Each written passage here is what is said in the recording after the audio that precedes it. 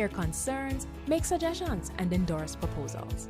If you ever watch those debates, you know they can get a little fiery.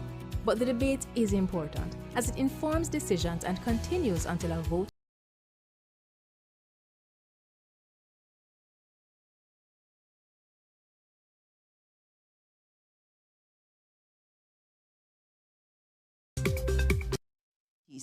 And we have another post-Hurricane Melissa briefing for you today. And today you're going to be getting a lot of information that is extremely useful. You are going to see that we have really moved into the recovery phase, and there are some very exciting things that we will be talking about today. We have many guests with us in the room. We have the Honorable Desmond McKenzie, our Minister of Local Government and Community Development, and he's the co-chair of the Cabinet Subcommittee responsible for the relief efforts. We also have on way the Honorable Darrell Vaz, Minister of Energy, Telecoms and Transport, and also Dr. the Honorable Christopher Tufton, Minister of Health and Wellness. We have ever faithful Senator Marlon Morgan here, who is always at our press briefing and so supportive to me in the Ministry of Education. We have permanent secretaries. I know particularly we have Dr. Kassan Troop in the best ministry that we have, and our Chief Education Officer, Terry and Thomas Gale, is here too. We also have Commander Alvin Gale, who's doing such a phenomenal job as Director General of the ODPEM. I know it's a difficult task, Commander. We're always glad to have you here.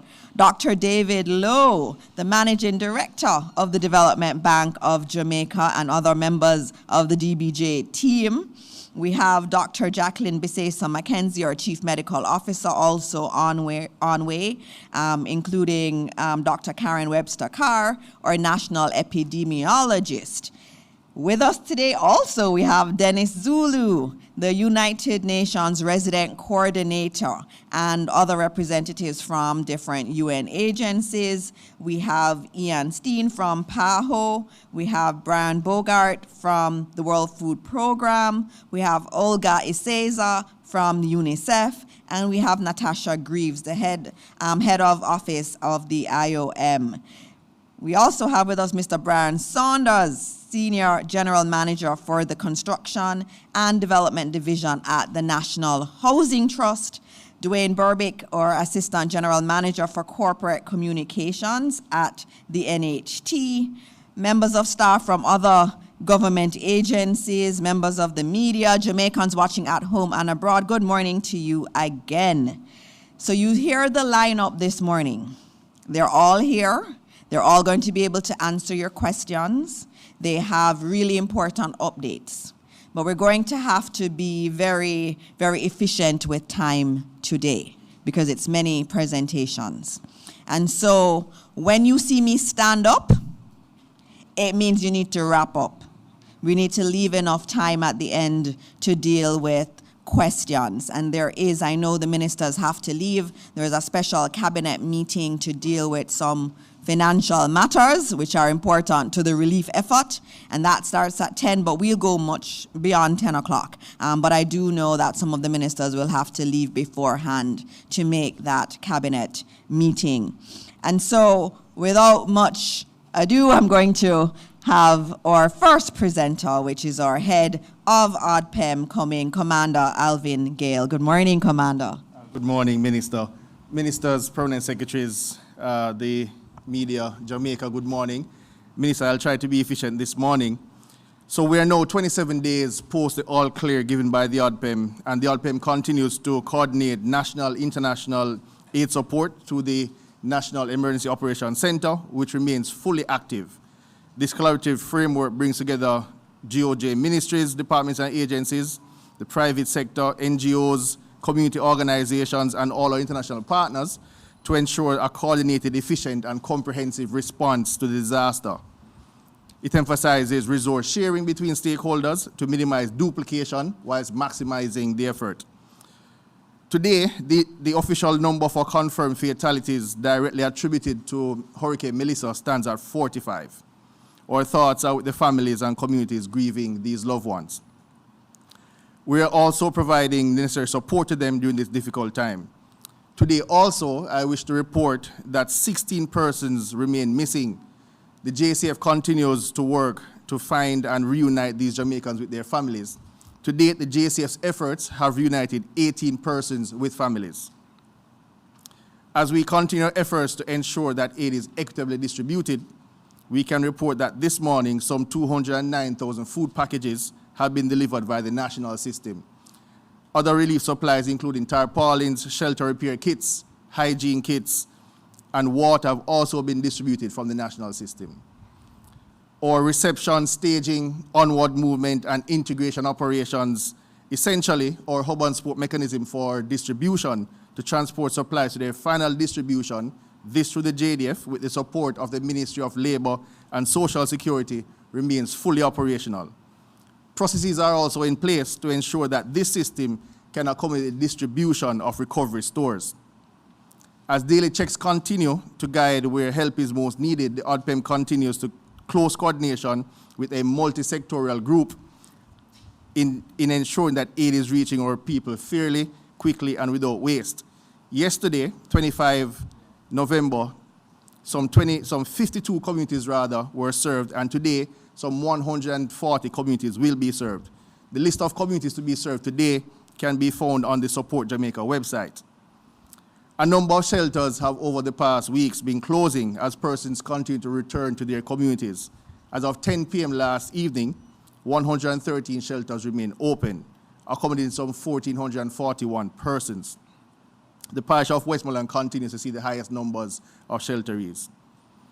To date, with the multi-agency support, the Ministry of Labour and Social Security has been able to complete over 22,000 Jamaica disaster needs and impact assessments, primarily in the most affected parishes of Western Jamaica. A significant effort is now underway from a multi-sectorial committee to ensure that all the necessary assessments will be completed in the coming weeks. Jamaica has made some significant efforts and progress in restoring utilities. Today, we can report that 76% of the JPS network is operational, with some 165,000 customers remaining without service. Almost 82% of the National Water Commission customers have been restored, leaving some 102,000 customers without supply. In order to bring safe water to this population, the NWC and partners have established significant distribution sites across Jamaica and have also been trucking water into the most affected communities. The international community continues to be gracious in giving to Jamaica. Consolidated across the ODPEM monitored accounts, to date, some $1.86 million US and some 635 million Jamaican dollars have been donated to the recovery cause. As I close, I want to remind the public that if you require assistance or have critical information to share, please contact the ODPEM. Our teams are standing by.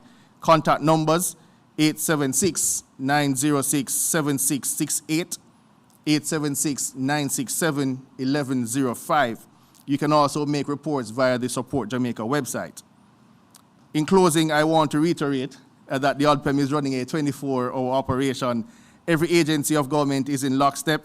The private sector and our international friends are by our side.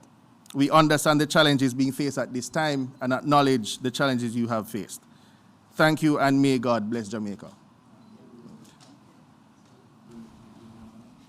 Very good on timing.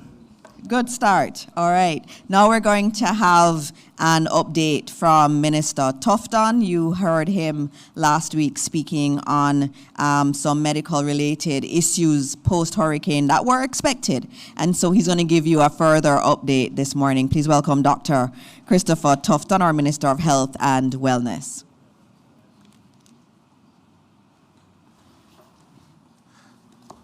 Thank you very much.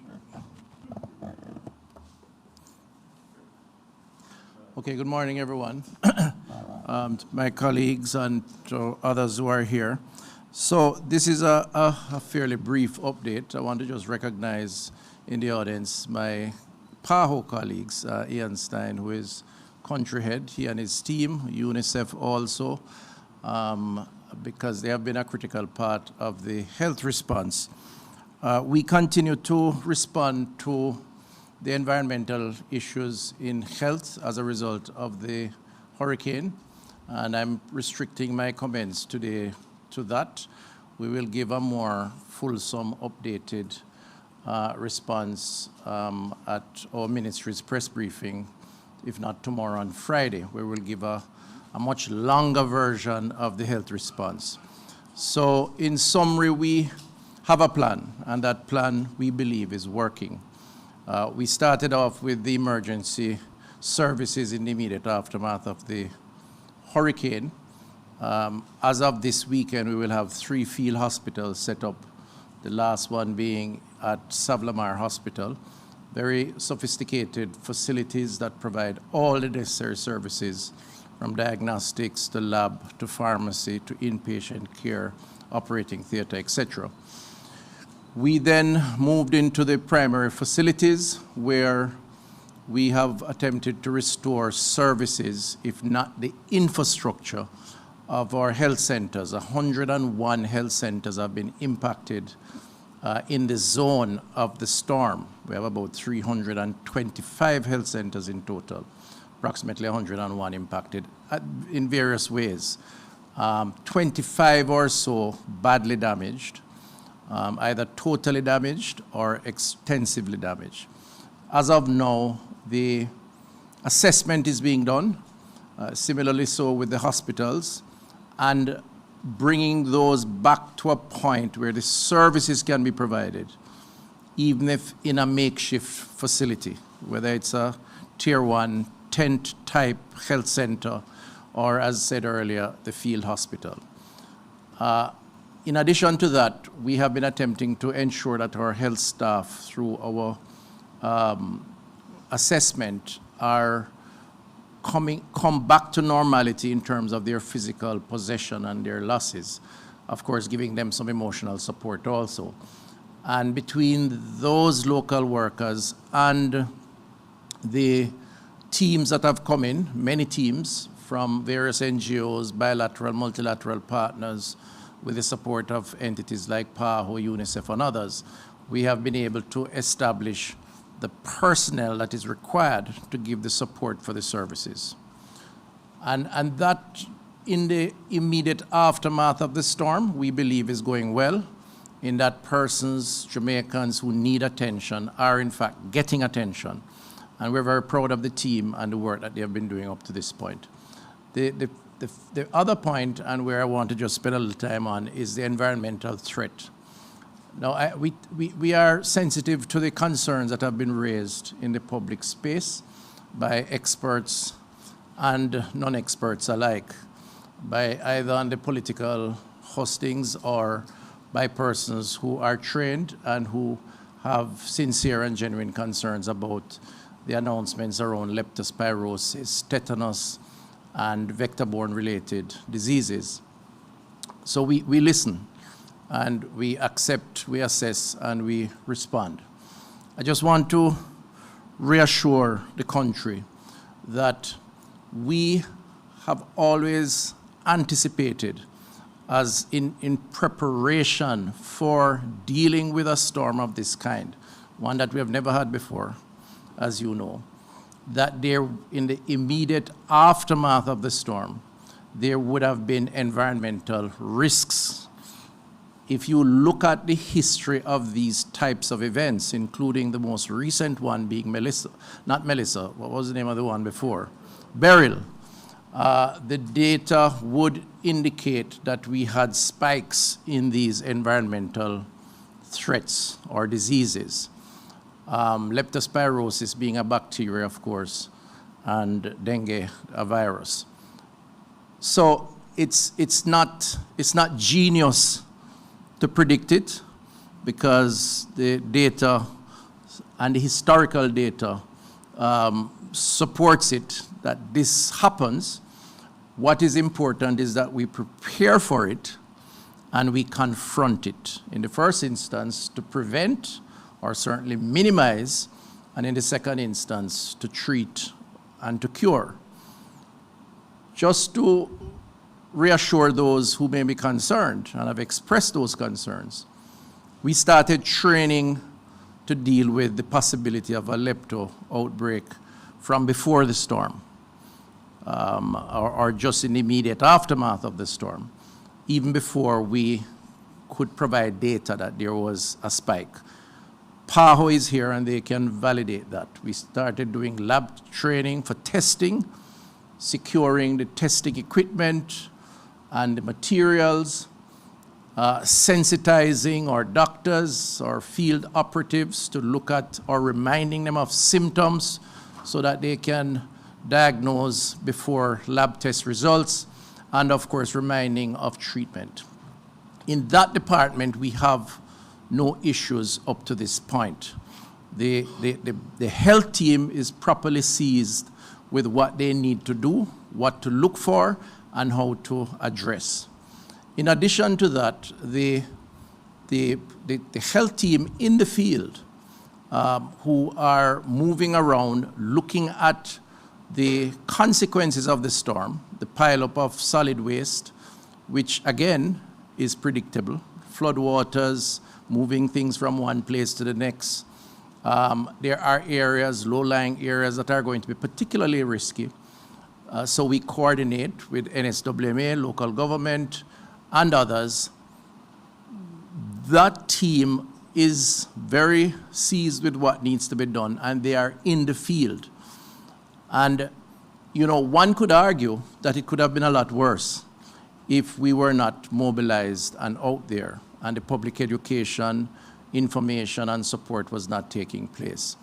But, you know, we say to the public, without that assumption, that we are very comfortable and confident in terms of the approach that has been taken. We are confident in the team that is doing the work. And, you know, to assume the worst, to my mind, is to pour negativity on what, from my perspective, is a positive approach to a risk that we have to take.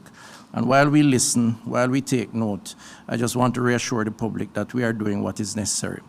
So the flooding and the impact of the flooding, the moisture in the environment because of the flooding, in homes because of the roof loss, the solid waste which is now being cleaned up, we have supplied to our colleagues in solid waste through local government, the areas that are particularly risky based on our assessment. The work is now taking place to remove that solid waste, to clean up the natural environment of the sun is drying out, the areas that are moist, which gives greater breathing ground for the bacteria and for the rodents to move and to spread the bacteria.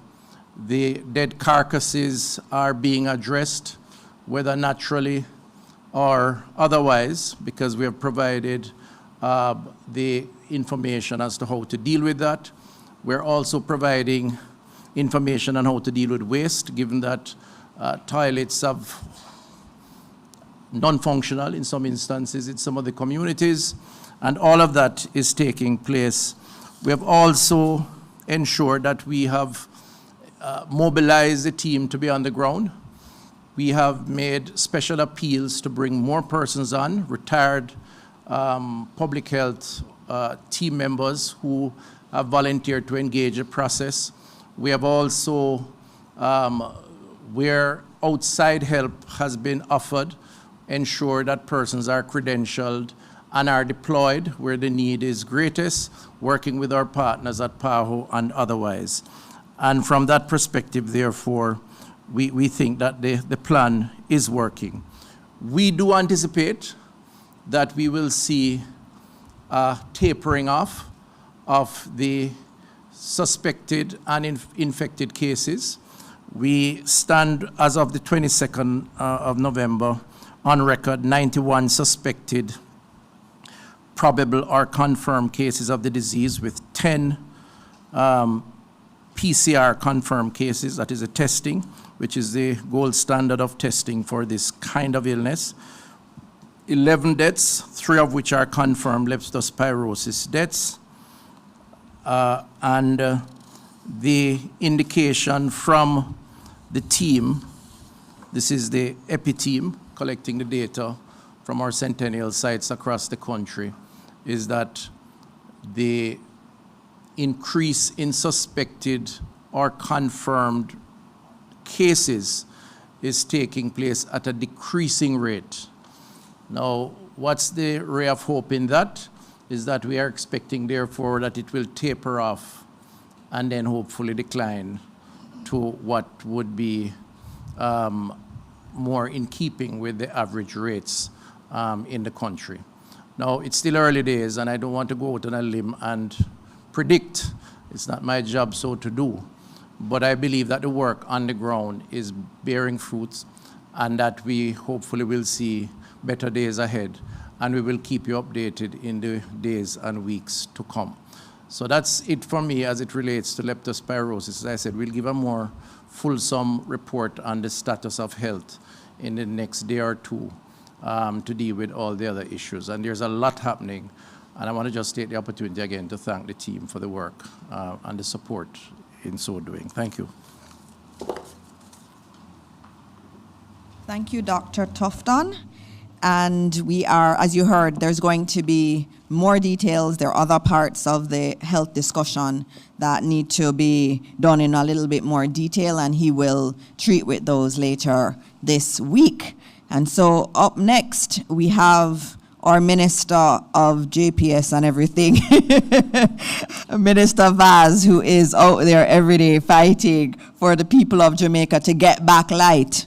And so, Minister Vaz, you are next up, and please welcome our Minister of Energy, Telecoms and Transportation. Thank you very much. Good morning, ladies and gentlemen. I'm sure by now you would have either heard or seen the response to my statement in Parliament yesterday as it relates to the JPS restoration efforts as a result of Melissa. There was some question and answers after, which has caused some level of confusion, and I'm here this morning to basically just give a quick outline of exactly what has transpired to where we are today. So Jamaicans will recall that a license was issued, electricity license, in 2001. That license was renewed in 2016 and expires in 2027. The license requires that the government of Jamaica indicate by July 2025 the status of their decision as it relates to the license that expired in 2027. We responded in June 2025 as the government of Jamaica to indicate that we would not be renewing the license on the current terms, and that any license that was going to be issued would be on newly negotiated terms. Firstly, because we believe that the license was flawed in the first place, and secondly, a license that is 25 years old does not reflect the changes and the landscape in the energy sector. Important to note, if we did not respond by July 5th, 2025, the JPS would automatically get an extension of 10 years on the existing license. That would take you to 2037. So for all those who are saying that we have caused a problem because we gave them notice and they can't raise money with their license for 2 years, just imagine continuing for another 12 years under the same terms and conditions with the electricity price as where it is as the highest in this region. So I wanted to make that first statement to put everything in context. Secondly, we don't want to mix politics with Melissa. That's a position that I have taken and the government has taken. But I must state, and you can take from my statement now what I'm saying. This is the first time that the Andrew Holness-led Jamaica Labour Party government has gotten an opportunity to renegotiate a license from scratch. First time. And we gave a commitment to the Jamaican people then that we were going to protect the Jamaican people by making sure that a license or any license that was issued would have the Jamaican people's interest first and foremost. That would be the country and the consumers. So I made a commitment as minister with the backing of my government that the license would not be renewed on the current terms, and that a negotiating team would be put in place to start negotiations with whoever was interested in the possibility of running the utility company. JPS expressed an interest, and therefore that's all well and good. But it's clear that we have options. So the government of Jamaica, for the first time, had leverage because we have a license to issue on terms that we want to make sure are favorable. Here comes Melissa. Unfortunately, Melissa came and did catastrophic damage, not only to Jamaica landscape, but also the transmission and distribution lines of the Jamaica Public Service. Originally, first estimate was between 480 and 600 million US. Thankfully, that has been coming down nicely as assessments continue, and they are now at about 350 million US dollars. So that's great news. However, Melissa posed a problem because with a license with 2 years to go, the JPS would not be able to find or raise the capital on the capital market. And first thing that they said was that they would need a 15-year extension of the current license in order to be able to raise capital. They met with the multilaterals, who were very, very anxious to help on an emergency basis, but they too said that they needed between 8 and 10 years extension in order to protect their loan. So the minister here and the government and the cabinet were in a pickle for two reasons. One, an extension on the existing license, despite the fact that we had Melissa, would be a breach of faith in relation to the commitments that were given. Secondly, we would not have time to negotiate any amendments, even on an interim basis, to speed up the restoration and be able to speed up the restoration at the same time. Huge problem, because the fact of the matter, as was said in Parliament by all my colleagues yesterday, the people want light. The projection by the JPS currently, with their existing apparatus of 170 imported linesmen and equipment, takes us to April to May 2026. Can you imagine telling the people in the 5 parishes that they have to wait until mid-year next year to get light? Absolutely unacceptable. It's just not possible. It's as simple as that. So we had to find a solution. And the first solution of mixing an extension for funding was not palatable, neither for me as minister or for my government. So on Monday morning, after several different iterations and negotiations and proposals, we had a meeting with the Minister of Finance, the Financial Secretary, myself and the Permanent Secretary, President and CEO of JPS, and the Chairman. And I made it clear on the outset that we are not discussing an extension and funding. we are separating both.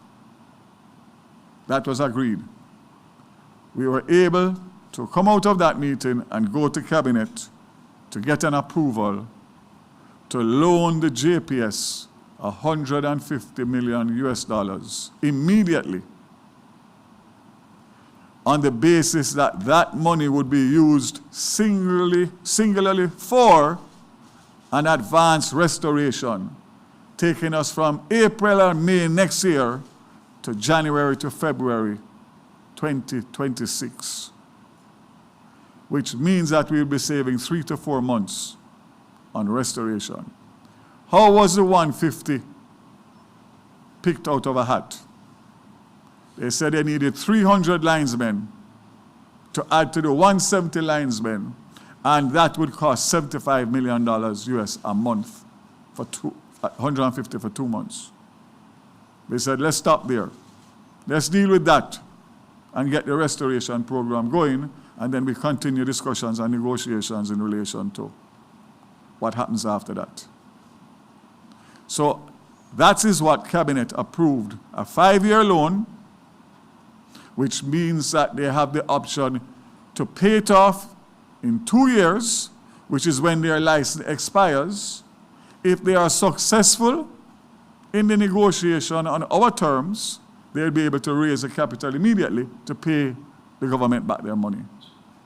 If they are not, and there's a new player that is coming to the table, the contract and the conditions of the license requires that the government buys the assets of JPS, which means that our $150 million will be set off with whatever that valuation is.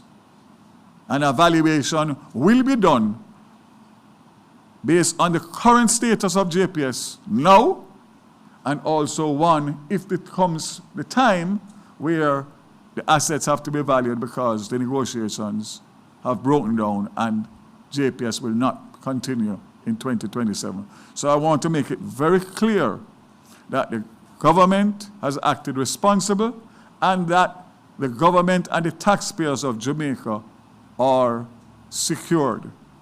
Worst case scenario is that we convert the $150 million into preferential shares in JPS if they are unable for whatever reason to repay.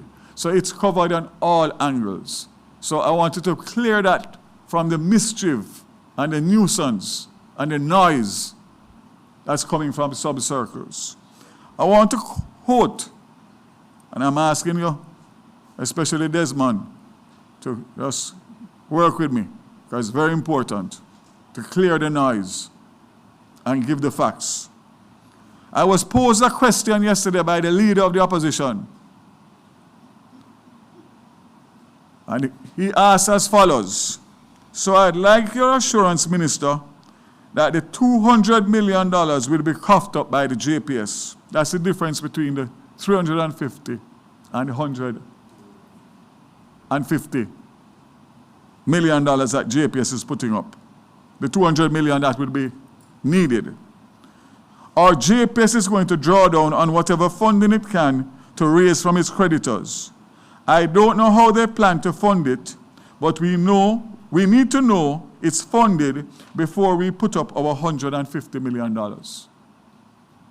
What the leader of the opposition is saying is that we must not start the restoration immediately. We must allow the people to continue to suffer while we negotiate and try and find a way to find $200 additional million, which would set us back for restoration not by June, April or May, but probably 2 to 3 more months after that, by the time that negotiation is completed. So, as I said, that's a quote from the leader of opposition. And my response is, as Minister of Energy, as a Jamaican, as someone who has been to the hardest hit areas, seeing the people suffering without electricity, I cannot agree with withholding funds that will accelerate the restoration of the recovery process until JPS sources the other $200 million. It would be unfair and unjust to the people of St. James, Westmoreland, Hanover, Trelawney, St. Anne, and other less affected areas. The $150 million will be the difference between people getting back light as early as Christmas 2025 and latest end of January, February 26, as against June 2026. I also want to say that I made a miscalculation, and overnight I was able to get it corrected. There's an application, Brother Desmond, at the OUR for the last $50 million in the emergency fund. So the figure is no longer 200 million. Overnight, it's $150 million, making it that much easier. So I had a discussion with the OUR this morning. The documentation is in front of them, and based on all that has happened, I don't see how an approval will not be given for the disbursement of that $50 million. So that's great news. I'll answer two other issues that were raised. Member Paulwell mentioned about legislation being in place where people can't share electricity in disasters. I've asked my legal team, who have given me a preliminary. That only obtains if you are charging for it. So if you have a brother or a sister or a cousin or a next door neighbor who has light because they have a generator, and they are prepared to give you an extension cord and light up your house, please go ahead. And I encourage all who can do so to do so, as long as it is at no charge. And I don't think that there's any Jamaican that would charge in times like this, whether catastrophe or no catastrophe. And last but not least, I saw an interesting post this morning to say that what the Jamaican government has done in relation to the loan to JPS is common global practice. To name a few countries that have done it: Japan, Turkey, Pakistan, US, Grenada, Austria, granted public assistance loans to utility companies for disaster recovery. I'm not aligned with any political party. I just share objectivity. Sigh, this bias. So again, we have not reinvented the wheel. We have done what a responsible government ought to do. I will be getting, as soon as the Ministry of Finance has finalized the loan documents, they will be made public. And as soon as that is done, which I expect to be done in a matter of days, including this weekend, so that JPS can move to have those 300 linesmen here by the second week of December. Meaning not the linesmen, but the linesmen, the barge with all the equipment, everything, and work 18 hours a day to get as many places in the affected areas up for Christmas. Those would be the main townships, etc., that are possible. We will get from them a complete schedule of what they will do from the time those 300 linesmen arrive here, plus the 470, going right through, and everybody will get an update knowing which communities, which parishes will receive restoration when, similar to what we did at the end of Beryl. I close by saying that it is a priority. There's nothing bigger and more important in a restoration from a hurricane than electricity. You could build all the schools, you could spend billions of dollars. If you don't have stable electricity across your country, your productivity goes down, everything goes down, and you do not recover in the timeline that we need to recover. So again, I want to assure the Jamaican people that what we have done is the best that we could do in the circumstances that we are, and we will be monitoring with expertise assistance the numbers that have been given us in terms of the restoration and the restoration schedule. It's not money that we are giving out without the requisite transparency and accountability from the persons to who are receiving that money. I will keep you updated, and I just urge you, listen to informed information, listen to the government, listen to me, listen to my colleague ministers, and remember that at all times there are persons that do not have the best interests of the country and the people of Jamaica at heart. I leave you to be the judge. God bless Jamaica. Thank you, Minister Vaz. And this is also a post-cabinet press briefing, and I should note that the JPS matter has come to every single cabinet meeting that we've had. And some weeks we've had 2 or 3 cabinet meetings, and it is something that we have deliberated about for endless hours. And the solution that we have now is one that the cabinet feels very strongly is actually in the interest of the people of Jamaica. In cabinet, whenever JPS comes, our question is, how many people will have light for Christmas? We keep asking that question. We keep saying you have to move more quickly. And they've said they can only move more quickly if they have the funding. And so the funding, through the efforts of Minister Vaz and the Ministry of Finance team, we've found a mechanism that does not harm the negotiations going forward. And this ensures that Jamaicans will get light. More people will have light for Christmas. That was our goal, and that's what Minister Vaz has been able to expertly give to the people of Jamaica. Thank you, Minister Vaz. And now we have Minister Mackenzie, our Minister of Local Government and Community Development, to update you on several things, including some cleanup activities. Thank you, Minister Dixon, Minister Vaz. Distinguished ladies and gentlemen, good morning. First of all, I want to touch on 3 areas of importance as it relates to local government. The head of ADPEM spoke about the number of shelters that are still in operation. We are hoping by the end of this week, based on the various initiatives that we have been putting in place, that we will see a significant reduction in the number of shelters and the number of persons occupying the shelters. We have already started to make those arrangements, and those arrangements already have been bearing some fruits, because at least 3 shelters, Sir G, has been closed, and those residents who occupy those facilities have gone back home, or we have found alternative arrangements. Now schools is expected to be open, and we don't want to delay the opening of schools.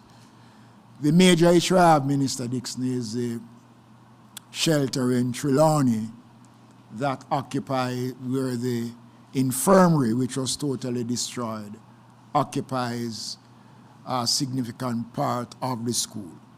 Later on this afternoon, we'll be inspecting some prefabricated solutions that we intend to, over the next 2 weeks, to install in Trelawney that will house the almost 130 persons which are required to occupy the infirmary. Now, this is going to take some time, but in the meantime, Minister, while we continue to put those in motion, I'm going to beg of you again for some time. P.S., we're talking about the elderly now, the older generations, who we have to be careful how we move them. We have a similar situation in Westmoreland where one of the wings of the infirmary was totally destroyed, and another section of the drop-in facility was also destroyed.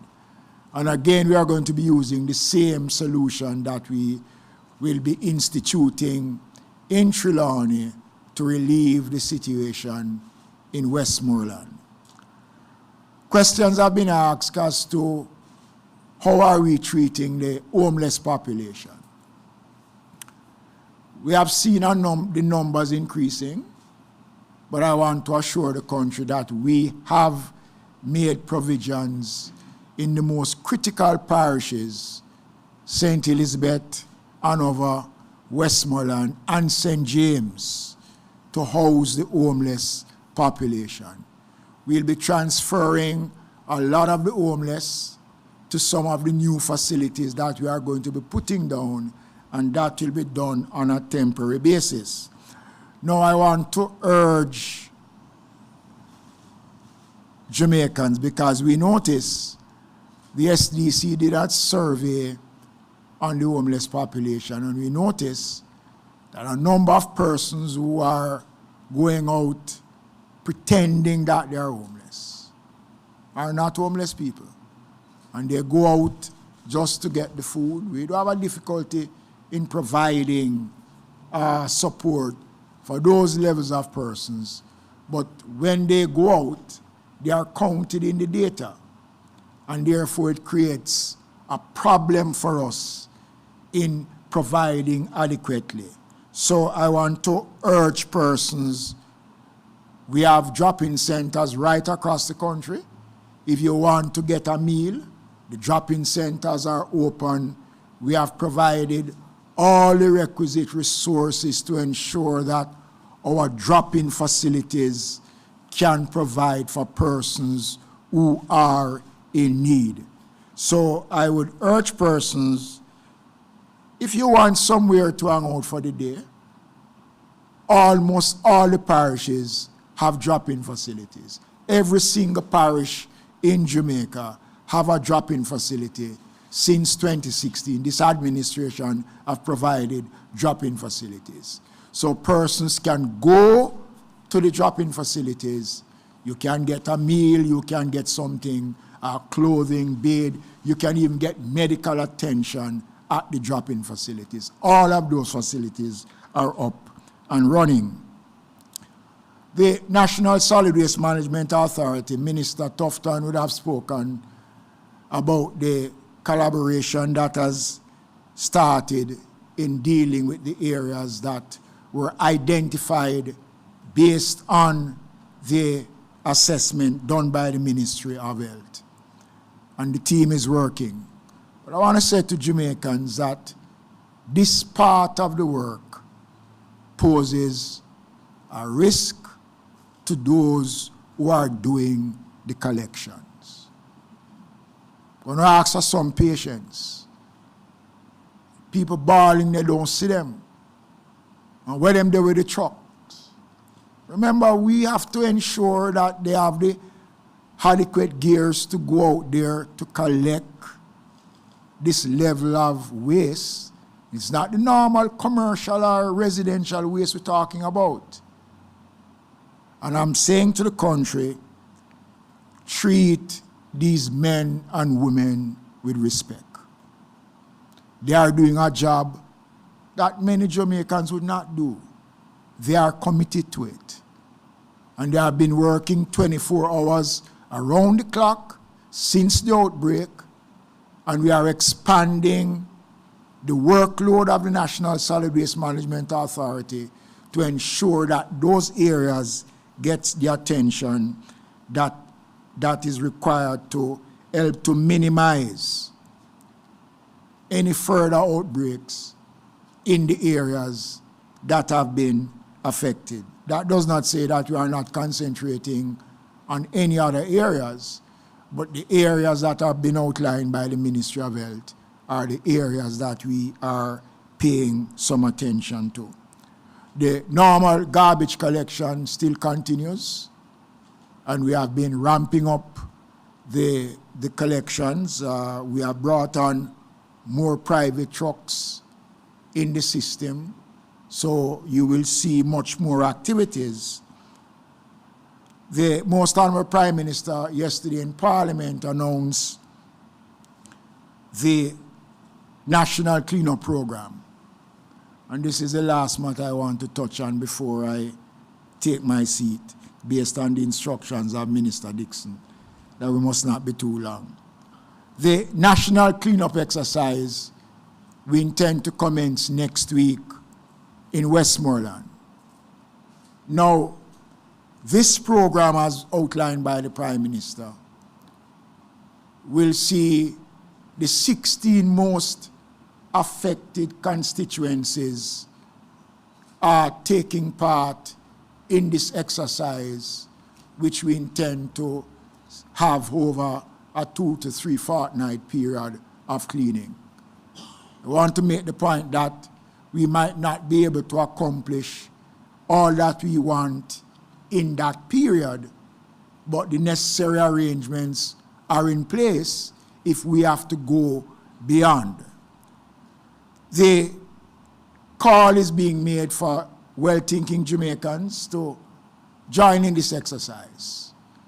So if you have a truck, a tractor, backhoe, any heavy-duty equipment that you have that can assist in the cause, you can make it available when we go to respective parishes. Now, the SDC, as the Prime Minister outlined, will be undertaking the working with the members of Parliament and the councillors to ensure that persons who are recommended, so each constituency will provide some 200 workers towards the program. I'm urging Jamaicans, even although a stipend will be paid to some, those who can give freely of their time, because this is a national issue. We're not ignoring the other parts of the island because the program will take in the entire country. But in the parishes that have been badly affected and based on the level of waste that has been generated, and for the recovery to start in the way that it should, this cleanup exercise will take us a step further to achieving the second objective of the government's program. So I want to urge my fellow Jamaicans. We have already made provisions to purchase trucks. Minister Vaz, I'm going to ask your assistance in asking the JPS to assist us with the wood chipping machines so that we can use those to cut away the trees. And we're going to be calling on the JPS because there are going to be areas where cleaning are going to be taking place where there are still falling GPS lines and poles, and we will need the GPS assistance. So Minister Vaz, I will talk to you after this. But let me say to the country that the government is working on all fronts. We are doing all that we can. You know, when I was mayor of Kingston, I was a part of a body of mayors, which they call themselves the World Conference of Mayors. And I had the privilege of being nominated as a vice president, and I, up until this day, still holds the position because they maintain that once you're a mayor, you hold that position for life. But a lot of the former mayors have been talking with me, and they have said that there are at least one mayor who serves, I think, during Katrina.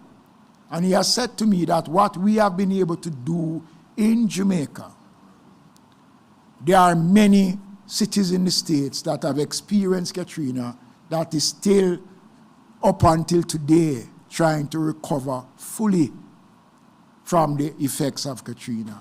And I want to, not just to commend the government, which I'm a part of, but to commend the hard-working men and women who have gone out and toiled. There are firefighters today who have not gone home because they have nowhere to go because their homes have been totally destroyed. Tomorrow, we'll be spending the day at the Santa Cruz Infirmary to continue the cleanup and the repairs to that facility. At least 8 members of staff, all females, have lost their homes have not gone home.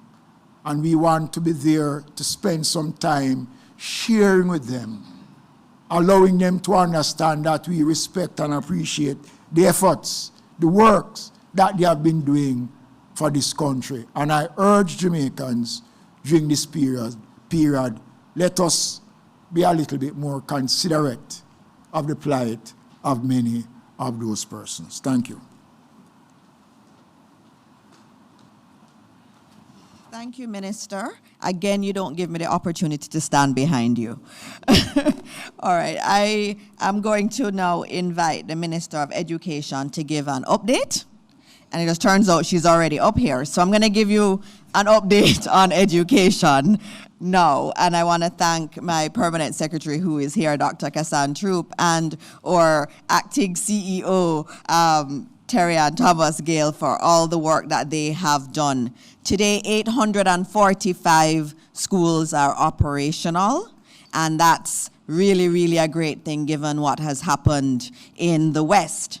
I'm even more happy to tell you that in Region 4, and Region 4 has the schools that have had the most damage in terms of Westmoreland and Hanover and St. James.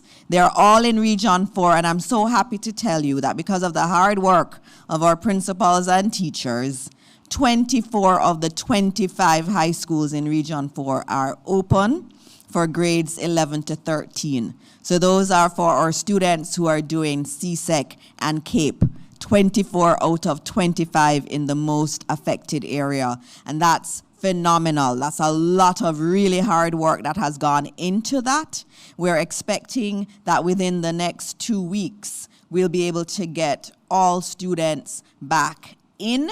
But it will be on a rotational, a shift basis, because we're looking at the parts of the school that we can use and using those parts. So everybody won't be in every day. So that's the interim solution. But our focus has been on bringing in those students who have external exams. And so that's been the priority.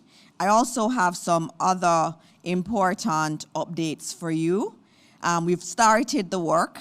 We got approval at Cabinet for funding to repair the most badly damaged schools. And so we're starting the work, and the Ministry and the National Education Trust, we're moving as quick as we can. And we've already started work on 3 schools, Monroe and Hampton, and also St. Elizabeth Technical High Schools. So those 3 schools' work have already started.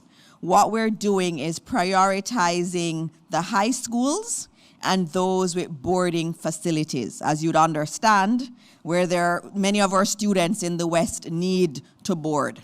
And so we are focused on those schools. There's some additional schools that have facilities that haven't been used for boarding, and they are going to be fixing those facilities to take in more boarders from the West. So you have schools like Homewood Technical High School that's expanding their dorms so they can also assist even more. Last week I spoke about the host school program, which many of our schools in Kingston and St. Catherine, and also in Clarendon, Denby was a big one, and also Glenmuir, they have agreed. Glenmuir agreed to take in, I think it's 100 students from the West. And so we're supporting those children who need to move from the West into schools. But we're happy, though, that 24 of 25 schools, high schools, have opened for the exam cohorts. There's only one school, Minister Mackenzie, and you know we have to work on that one because it is still being used as a shelter. We've also have some new roof specifications. As we rebuild our schools, we're very serious about resilience. And so we have new roofing standards for schools, and all the work that will be done has to be done using those specifications, and we will be examining the work. There are many corporates who've reached out and want to support. Some of those include the Gore Family Foundation. They're adopting 9 schools. We have the Sandals Foundation. They have confirmed that they'll be supporting the repairs to Culloden Infant School, and they're looking at 3 other ones to do. We know foundations like the Digital Foundation have already committed to working on several of our schools. We encourage all of that, as long as you do it within the standards. So work with us in the ministry. There are so many schools that need to be repaired. If you want to work on a school, we are here to support you and have it happen as quickly as possible. But all repairs have to be done to standard, because we cannot allow for our schools to, if there's another hurricane, to be damaged significantly. And so we're very adamant about that, and we thank all of the corporate sponsors who are coming out to support the rebuilding of our schools. We have the list. If you want to rebuild a school, a small one, we'll do the big ones. We're not asking you to do the big ones, but the small schools, the infant departments, if you have an interest, please reach out to us and we'll work with you to make it happen. And so that's the update on schools, and I want to thank the teachers again and the principals. Up next, we have the head of UN operations here in Jamaica and in the wider Caribbean, Dennis Zulu. And we have to thank the UN. The UN was there at the very beginning. And I remember in Beryl, UN did fantastic work. And so I want to thank you for being here, Dennis, and to tell the entire country and the world what the UN entities are doing here in Jamaica. Thank you. Thank you, Minister. Good morning to you all. Pleasure to be here. Ministers, permanent secretaries, colleagues from the UN, distinguished ladies and gentlemen. Good morning to you all. In the wake of Hurricane Melissa's unprecedented impact, the United Nations has stood firmly with the government and people of Jamaica. Today, we mark another important milestone in our collective response, and I'm therefore pleased to confirm the approval of an extra $4 million from the United Nations Central Emergency Response Fund, CERF, to accelerate life-saving humanitarian activities across the hardest hit parishes. This $4 million allocation is a clear demonstration of the global solidarity with Jamaica at a time when the needs are immense. The fund exists precisely for these moments. It is the UN's Global Emergency Fund designed to enable rapid, impartial, and targeted assistance when crises strike. It pulls contributions from member states, the private sector, and individuals, allowing the United Nations to immediately deploy resources that save lives in these critical first days. Let me, at this juncture, also acknowledge the leadership of the government of Jamaica, especially the Most Honorable Prime Minister, the aligned ministries that we've been working with, ODPEM under Commander Gale, the Jamaican Defense Forces, local authorities, and all first responders. Your tireless work in the face of crisis has been nothing but short of extraordinary. Let me also acknowledge the work that we've been doing very closely with our regional colleagues from SIDIMA, led by Elizabeth Riley. Coordination, as you know, has been a critical part of the whole effort, and SIDIMA, working very closely with ODPEM and the United Nations, have benefited from this close collaboration. I also wish to extend appreciation to our partners, including our bilateral donors who have provided the financial resources, civil society, the private sector, and of course the media. And a special recognition goes on to all of you who have played a part in this role. Hurricane Melissa's devastation has been profound and far-reaching, and communities across Jamaica have endured the loss of lives, livelihoods, and essential services. From the very onset, the United Nations have been working very closely with the national authorities to meet urgent needs. Today, finance institutions, we also extended our outreach and data gathering to different business associations. We started with the Small Business Association of Jamaica, Exporters Association. We also spoke to Chamber of Commerce and a number of other key partners in explaining to us what their memberships were facing in terms of the immediate effects after the storm. What we did after that was simply to understand where are the gaps in terms of access to finance, and where are the gaps in our ability to service support businesses that have a range of impact, from those that are immediately in the path of the storm and those that have indirect exposure to the storm based on the disruption of supply chains, etc. Thereafter, we developed a comprehensive plan connecting all of these complex gaps. Issues around eligibility, state of recovery, time to normalcy, a very complex, comprehensive look was taken. And while this initial launch does not adequately address every possible permutation or issue that could be faced by a business, we feel that it's robust enough to start, and we will evolve as we go along. We continue to also engage our ministerial partners who have been tremendous in helping us to set up this framework. The ministry, our ministry, Ministry of Economic Growth, first of all. Secondly, supported by the Ministry of Industry. And third, Ministry of Agriculture. And fourth, Ministry of Finance. And over the last 3 weeks, as I said, we were all working together in a collaborative way to see how best this product could be rolled out in a way that's meaningful and actually creates long-term sustainability for recovery. Now, the framework has 3 distinct product windows. The first, we have coined the name the refinance window. These are businesses that might have been indirectly affected, which already have credit facilities, and what we've done is to look at how we can engage in an assessment of terms, relax certain issues that can allow them to continue and have some breathing space. The second is what we refer to as the reboot window. And this is also what we have referenced as a light touch.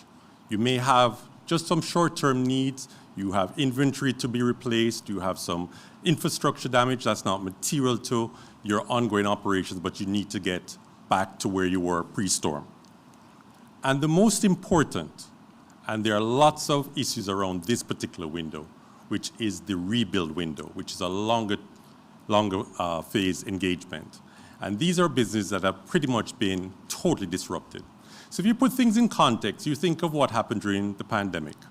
Business activity was disrupted, but infrastructure remained. It was the movement of people that was primarily the impact on what was happening in terms of servicing. In this particular situation, it's far worse. The complexity includes infrastructure as well as disruption to business.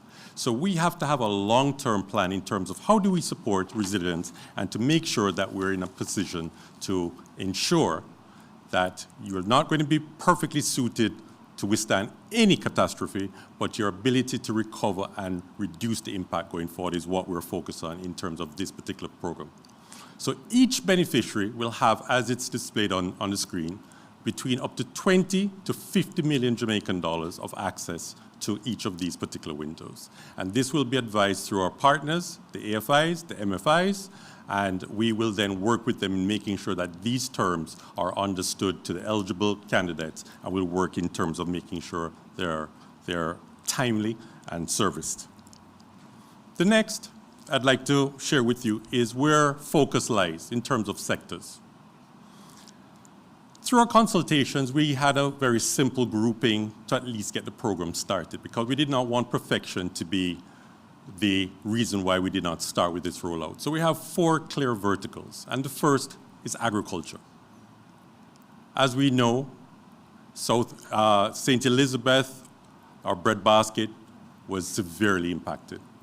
So we've been working with the Ministry of Agriculture to make sure that we're working on their priorities in terms of what those businesses need in terms of support to regain good footing and to extend their ability to regain meaningful economic engagement.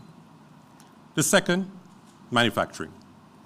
And manufacturing is a two-sided situation because where you have agro-processors who have had losses to their main inputs locally, they may have been operating in another parish that wasn't affected immediately by the storm. So we have to engage in ways to facilitate their credit needs in terms of making sure that this disruption allows them to continue in a meaningful way. Distribution, which covers retail and wholesale. We've seen lots of small micro businesses affected in this space. And again, we want to be very targeted and very focused on making sure that these windows support them in their capacity to restore normalcy. Tourism, critical. Tourism has a number of areas that we have identified that we have immediate targeted responses for. People in the craft sector, those that are in attractions, and any other adjacent part of what we constitute as tourism and hospitality, we have a product that we've designed for you and we'll be announcing more details as we go along. So what is also important is to understand why this matters. Why now? why this program and why we feel so confident that this is one of many interventions that we're going to announce to the nation in terms of our response. The important thing to note is that we are committed to finding the best solution, all things considered, to make access to credit facilities easy, frictionless, and supported by our partners in the financial sector. The second is that we are also going to roll a grant program into our funding needs. And how this grant program is going to work is that we want to encourage innovation. We want to encourage things that can bring greater levels of resilience. There's going to be a lot of innovation because we've seen anywhere in the world where you have major impacts and fallout like this, you find that there are entrepreneurs who see an opportunity to do things better than what they were doing before. And we want to be able to give that support. They shouldn't have to pay or be penalized for innovation. So we want to make sure there's a grant element to that. So that will be wrapped in some of our offerings as we go forward. But the third and probably the most important in a post-climate event like this is where collateral has been impacted. Buildings that would be on offer for collateral, other sorts of assets are no longer available. And what we believe is important as a development bank is to use our ability to intervene by offering credit collateral support. And this collateral support will be wrapped into all these new facilities, up to 80% cash secured, that any bank that has an eligible beneficiary or candidate can have access to the funding and have the Development Bank of Jamaica's support for collateral enhancement to make sure that eligibility for this money is possible and doable. Now, in closing, I just want to say that we are going to continue to evolve. We're going to get new information that's going to be impactful. We're going to see new opportunities where we can make a difference. And we're also going to be informed by an ongoing engagement weekly with members of the public, the business community, our colleagues in other ministries, and all of the other economic, social, and important actors in a recovery like the one that we're faced with. So in closing, let me again say thank you to all the Jamaicans who have been part of this process. This was not an easy exercise. This was not an easy framework to produce, but it's because of this commitment that we as Jamaicans are committed to being what we are, resilient and determined to win at every level. And as your partner, through the Development Bank of Jamaica and the Government of Jamaica, we're here listening and we'll continue to make a difference. Thank you very much. Thank you so much, Dr. Lowe, and thank you to the DBJ team. As you see, there are solutions being found across the entire government. We have some of the best public servants you'll find anywhere in the world, and they're working really hard to support across the many different areas. And you heard all of these new facilities that we will have. Please reach out to the DBJ or to your AFI, which is your bank that you usually deal with, and we will ensure that all who need the assistance are able to get assistance in getting back on their feet. Getting the business sector up is very important, and there's some other things happening, and Minister Aubin Hill is leading on that, and I'll also get him to come and update you on some of the work he too is doing to get our small businesses back on their feet. We now have something that a lot of Jamaicans are talking about. When you look on social media, you hear about it all the time, the new housing solutions. And so this is being led by the NHT, and the government is very clear on this. Anything we're doing, we're going to use the experts to evaluate. And so in terms of short-term housing, we have an NHT with significant expertise in the housing market.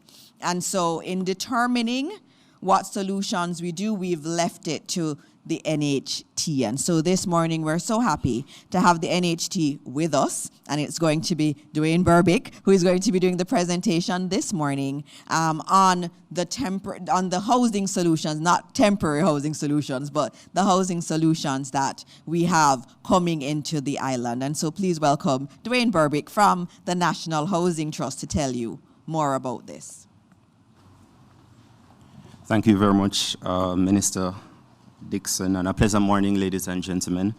A few weeks ago, Prime Minister Holness would have indicated that that's just nerves, that's okay. The NHT would be leading a set of initiatives that would be supporting Jamaicans at this particular time. They include a rapid housing deployment initiative, which looks at semi-permanent housing units that can get our Jamaicans within shelter in a medium-term framework, and over long-term would amend and lend themselves to some amount of flexibility as well for these recipients to build out that.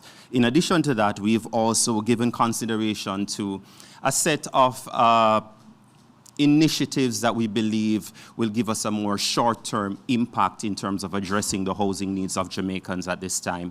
And I'll take you through them. They include our peril insurance arrangements that we have for our existing mortgages, and also looking at loan and grant options as well that the NHT has implemented, not just for NHT mortgages now, but we've lent some amount of flexibility in terms of the eligibility criteria and in terms of who qualifies for these benefits. So we're extending it beyond just the NHT mortgager to look at homeowners in general, and as I'll share a little bit later, to look as well at immediate family members who may not be directly impacted, but they are in a position to lend some support to family members who are in the more heavily impacted areas.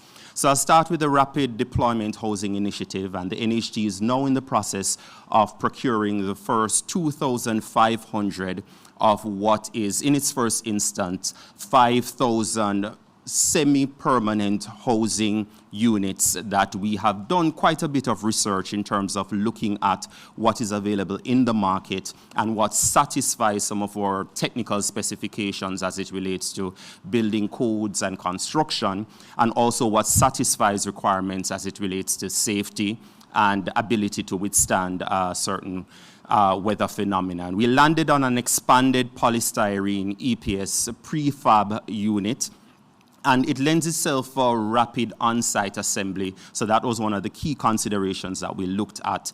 And it includes a steel frame, and it's supported by insulated panels, which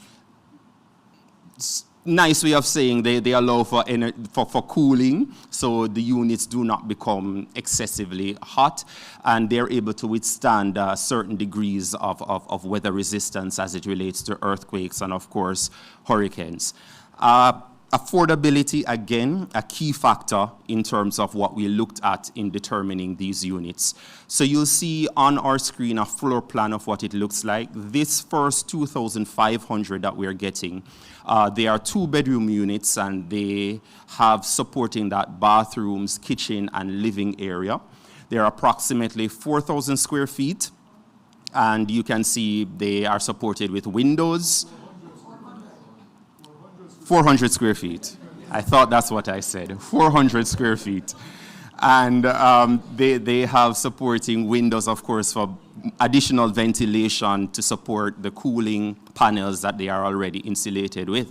And 2 metal doors, pre-wired, so facilitates easy installation, not much that is required thereafter for electrical support. The plugs and supporting electrical infrastructure, that's already there.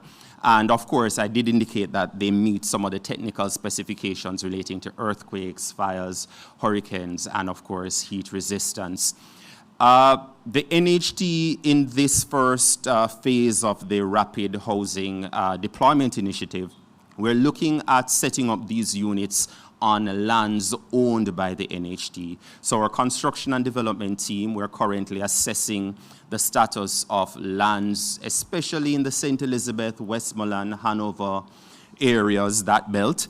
And we're looking at where we had plans for housing development, and there may already exist some amount of supporting infrastructure for sewage, for water already, to see how quickly we can finish that infrastructure and have those units set up, and then look at other lands that the NHT has and see how we can also roll out a program to put in the supporting infrastructure on those lands. So the NHT will be charged with making sure that the concrete foundations are in place, so installation is easier for the customer once they have acquired the unit.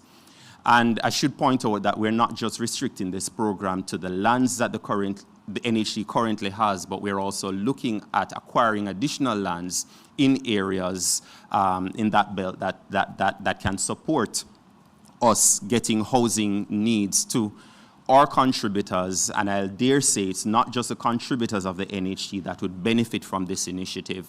While we will be able to sell some to individuals who satisfy our regular criteria, and I should say we are even looking at adjusting that criteria as well based on need, but we are also collaborating and partnering with other government agencies, especially those who are involved in social housing initiatives, to ensure that some of the units get to those agencies and get directly into the hands of the individuals who are in need.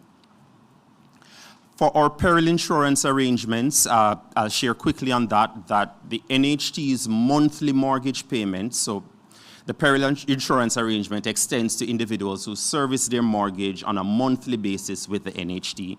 So that monthly mortgage payment is not just principal and the interest that is paid, but we also have factored into that monthly payment as well life insurance and peril insurance. So in the event of a disaster, there is coverage for individuals to make a claim and to get back on their feet as quickly as possible.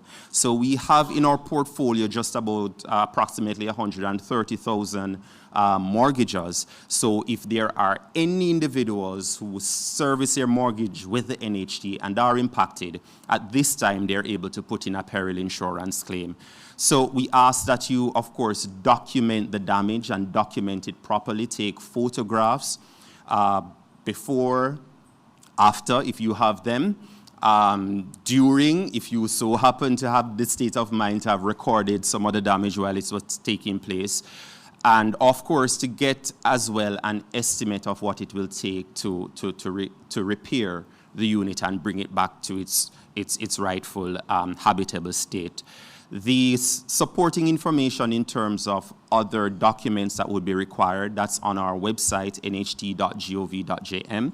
But the main thing I want to stress is that the documentation of the damage will be a key part. So when our assessors come, they are looking to match what they see on the ground with what you have put forward in your claim.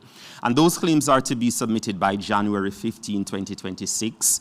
And I know there are some concerns about that timeline, but I should point out that the insurance coverage notes that claims, in fact, should be made within 45 days, I believe, after a disaster has happened, which would have brought us to December 12. But the NHT did some negotiations with our insurers and we got a 30-day extension. So now we're at the January 15, 2026 submission deadline. We are mindful, however, that some individuals are not back to any sense of normalcy just yet.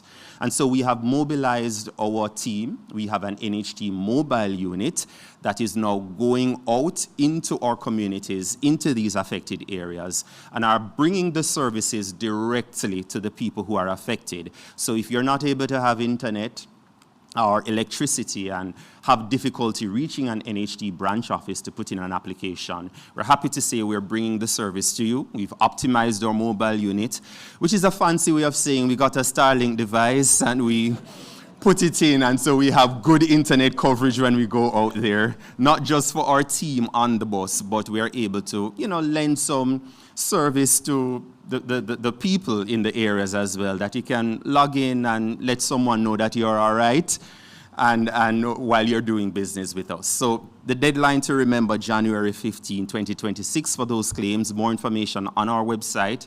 Visit an NHT branch office or look out for our mobile unit, which will be out on the road. I'll share a little on our hurricane relief loan, which is a special loan facility the NHT is making available to individuals who have been impacted by Hurricane Melissa. And it's a loan amount of $3.5 million that we're making available at an interest rate of 2%. And the loan tenure is up to 20 years or age 70 to repay, whichever comes first. One of the special things about this hurricane relief loan is that we're not just restricting it to the homeowners and the individuals who had their properties damaged.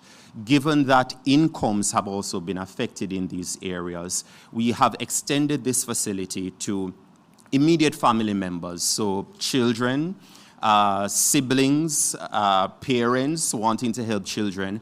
A wide cross-section of individuals can make an application for this loan facility on behalf of someone in a property that is affected.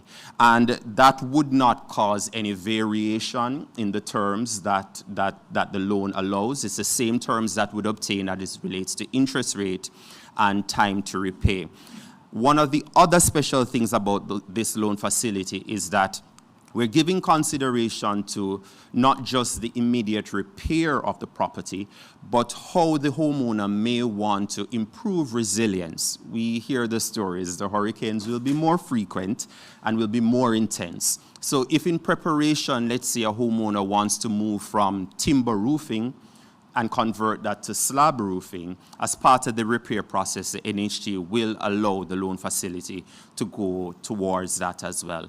And another special thing, I know I said there are many special things about it, but the NHT is also giving a 6-month moratorium on this loan facility once it's processed, which means that you would not be making any loan payments in the first 6 months after the first disbursement of the loan has taken place. We have as well our disaster relief grant, which is a grant of $500,000 the NHT is making available per collateral, which means per house damaged. And that, again, we're demonstrating flexibility. It doesn't have to be the owner of the house that can apply for this. Immediate family members, again, can apply. And on that note of flexibility, we are also not just looking at homeowners in terms of those who are active mortgagors or contributors to the NHT. We do understand that quite a bit of our pensioners have been affected at this time as well. And so our pensioners are able to apply directly for this grant of $500,000 if they can. If they can't, and there's someone in the family who is a contributor, even if they're not living in the household, they can put in an application on their behalf. And it's $500,000 per collateral, so per property that is damaged. Some of the requirements for this relief grant include, again, much like our peril insurance claim, you must demonstrate that the property has been truly damaged from the hurricane. And so we want to see photographs, again, and estimates of repairs that have been received. And finally, I want to touch on the moratorium that the NHT is providing to our mortgagors at this time. So in the 7 most affected parishes, and that belt stretches from Manchester all the way around to St. Anne, once you are a mortgager in that parish, the NHT is giving you a 6-month break in those mortgage payments. Usually a moratorium just covers the principal, and things like interest and insurance will continue to accrue. The NHT this time around is putting a break on all components of the mortgage. So principal, interest, life insurance, and peril insurance. So no payments for all our mortgagors between November 1 and April next year. So first mortgage payment will be due May 1. And I'll dare say, if May 1 comes and you're still not yet ready or in a position to start making those payments, we will extend that moratorium where necessary. For the individuals who are homeowners in other parishes, the other 7 parishes, if you too have had damage as a result of the hurricane. We are also providing moratorium. Those, though, are on a case-by-case basis.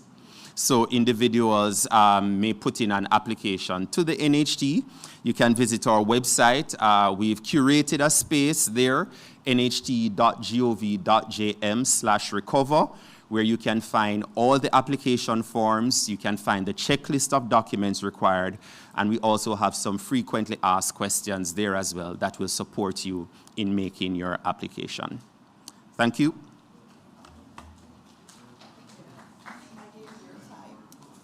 There is applause in the room, and they don't like to applaud in this room, but I think based on the DBJ presentation and the NHT presentation, we need to applaud.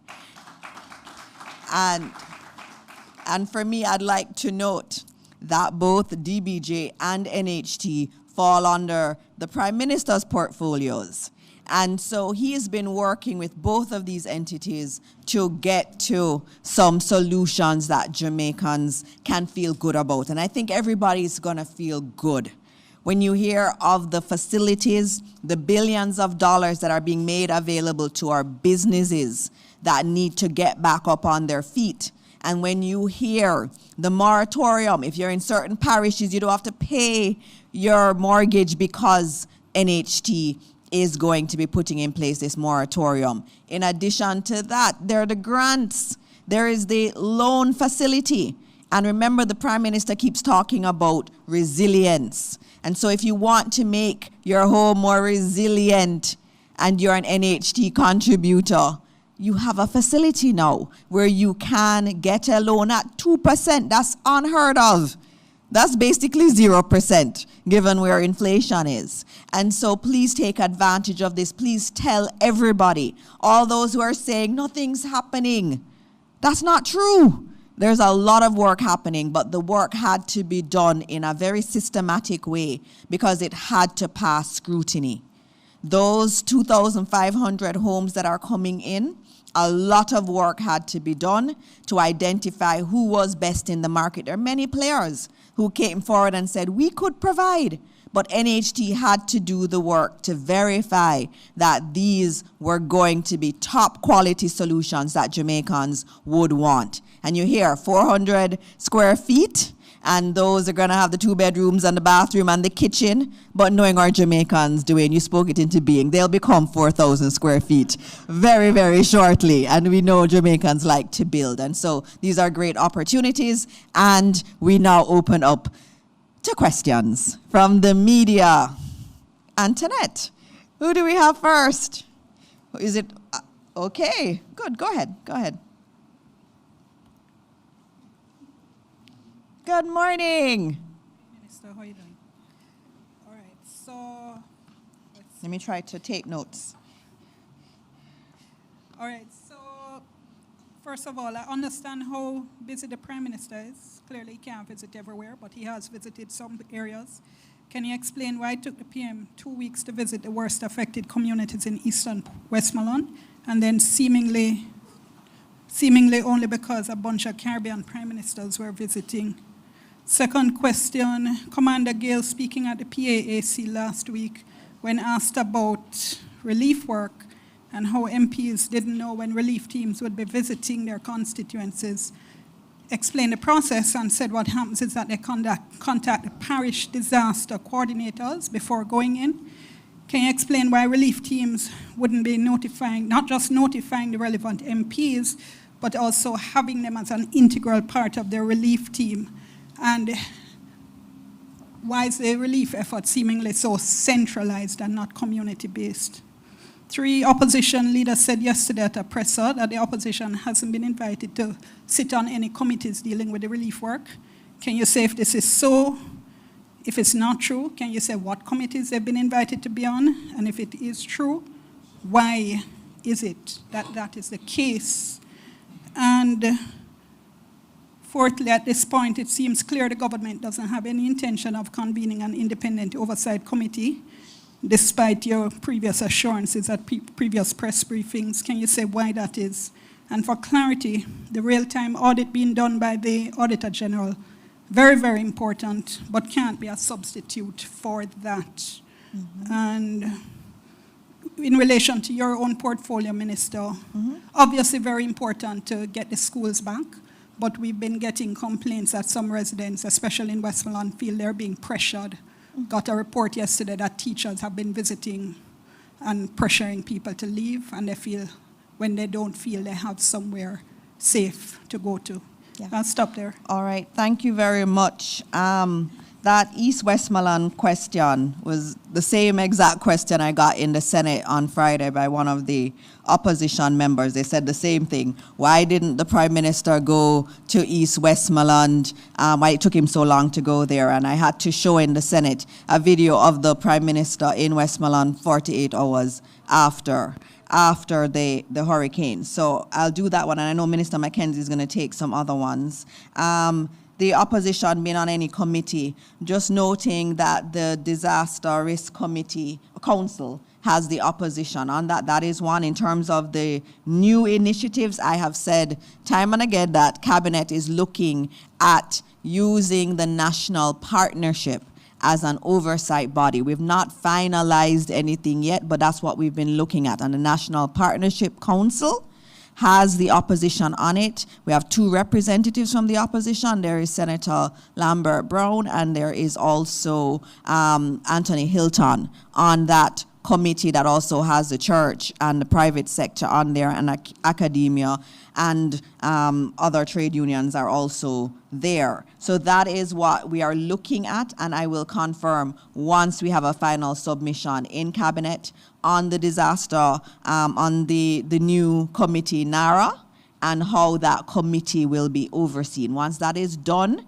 I will come back here and give you the final decision that has been taken. But no final decision has been taken, and we believe very much in the oversight element, that it has to go outside of government. I think the others were for you, Minister Mackenzie. Yeah, just first of all, I think you answered the question about the...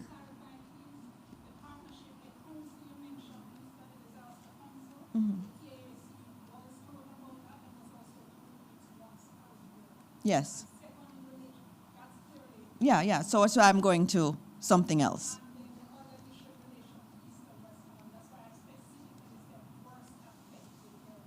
Okay. Well, in relation to the question of the Prime Minister taking 2 weeks to visit the areas, the Prime Minister did yesterday explain that Jamaica don't have the luxury of a lot of helicopters. The Prime Minister did, within less than 48 hours, visited all the parishes that were affected. So the Prime Minister did, in fact, visited all the parishes that were affected within the first 48 hours, but a more extensive tour was done in Westmoreland because Westmoreland was the area that the hurricane entered the island. And what the Prime Minister did by taking the team of CARICOM leaders was something good, because the Prime Minister could have gone to St. Elizabeth, he could have gone to Hanover, but we went to Westmoreland. And no one should try to put anything, any motive at all whatsoever with where the Prime Minister have visited. Okay, the Prime Minister have visited all of the affected areas. In regards to the opposition's claim, the committee that was established is a subcommittee of Cabinet. So you have to be a member of the subcommittee of Cabinet to sit on that subcommittee. So this argument about not sitting on relief committees, the minister, my colleague have just outlined that based on the structure of the National Disaster Response Committee, the Prime Minister is the chairman, I am the deputy chairman, the leader of the opposition is a member of that committee. We do have meetings, and I recall having several meetings during burial that we invited the opposition spokesperson on local government. I don't want the impression to be given that the government is bypassing the opposition. There's a committee that was established in Parliament. The opposition refused to sit on that committee. The Prime Minister outlined the steps that we are taking to have an inclusive Jamaica in the process. We're just getting out of the hurricane. It is going to take some time to put the structures in place. And I would urge the media and other Jamaicans to respect the fact that the government has been working and things will come around. Everything can happen on the same day. All right, in terms of schools, that is a concern, obviously, in terms of them being used as shelters. But we obviously have to always be on the side of compassion. There are people who don't have anywhere to be. I don't think anyone will wake up and say, I want to be in a shelter. And so we understand that. And so the last week when the Prime Minister was here, he said that he had asked that the shelters be decommissioned.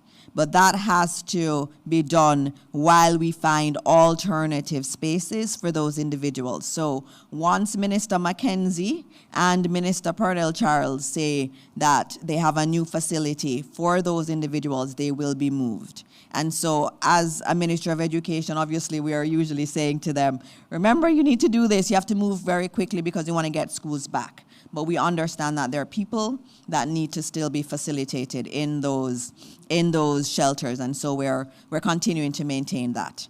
I think those were all the questions, Antoinette. Next one.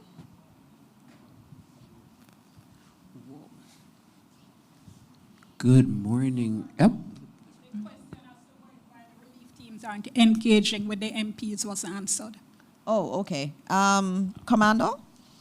Relief teams, MPs, do you have a standard around the relief teams engaging? Okay, so he's dealing with the parish teams. The system that exists does not allow the ADPEM to interact with the political directorate.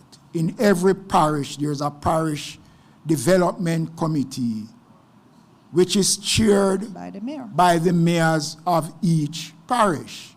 The parish disaster coordinators work closely with the ADPEM, and everything that is done is filtered through the parish development committee. We are all members of parliament. In every parish is a part of those committees.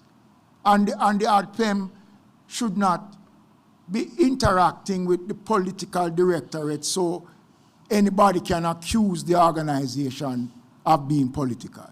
So the organization deals directly with the structure that exists, and that is what has been done for years, and we will continue to do so.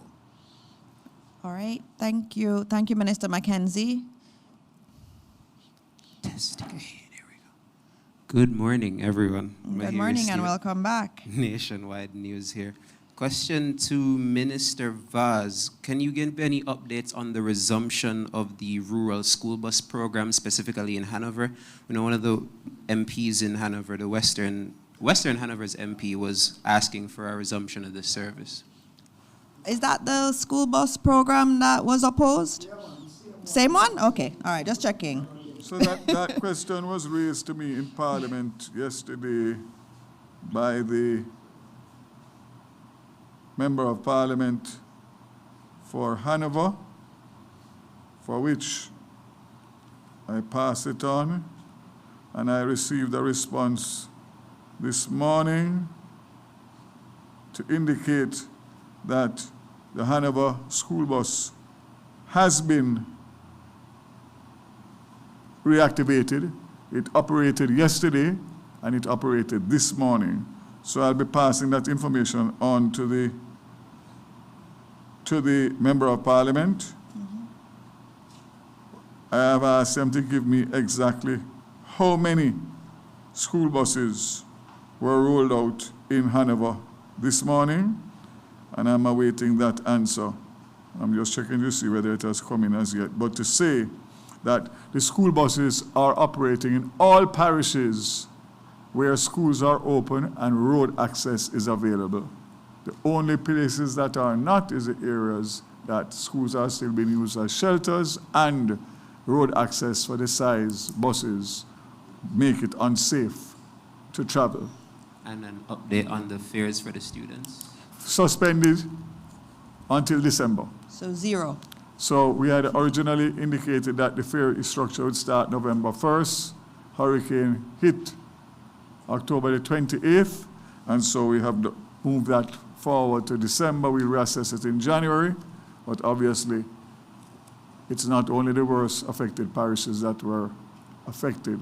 The entire country has been affected, and of course people's lives and livelihoods have been affected in different ways, but in education, as you would know, is very important, and therefore we have to facilitate and accommodate the children to be able to continue to go to school even in times of adversity.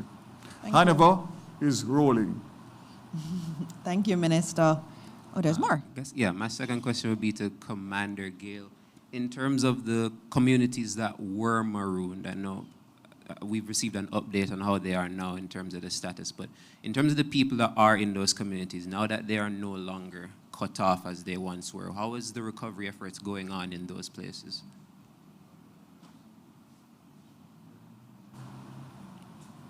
Our recovery efforts are ongoing right across all sectors.